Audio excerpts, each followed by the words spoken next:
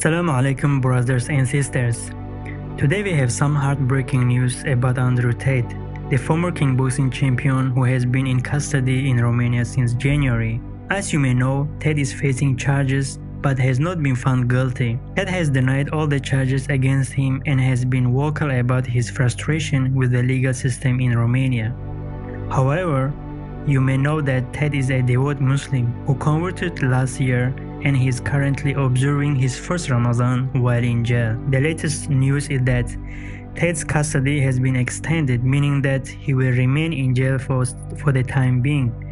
The news comes as a shock to many of his fans and followers who had hoped for a speedy resolution to his case. The court decision to extend his custody suggested that the case may be more complex or that the authorities are trying to pressure him into confessing or cooperating. This year's Ramadan is going to be very challenging and disappointing experience, as he stated on his recent tweets. He expressed his disappointment that he is unable to practice Islam freely and that the conditions in jail are making it difficult for him to observe the holy months of Ramadan properly. Tate shared that he is not able to get enough food during the night and the food he is given is no longer fresh or rotten. He claims that the authorities have mistreated him, denied him access to proper medical care, and violated his human rights. Despite all of that, he said he understands it and sees all these difficulties as something with purpose. He is expressing a belief in the idea that everything happens for a reason and there is a greater plan at work.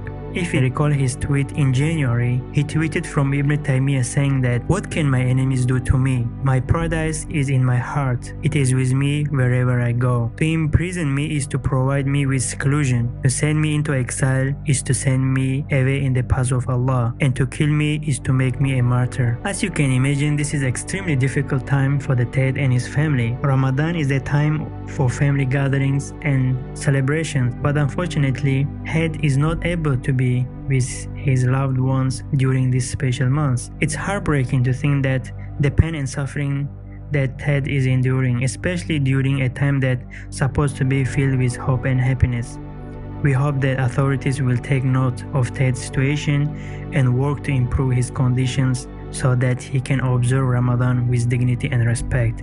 Our thoughts are with Andrew Tate and his family during his difficult times. Let's all pray for his health, safety, a speedy release from custody.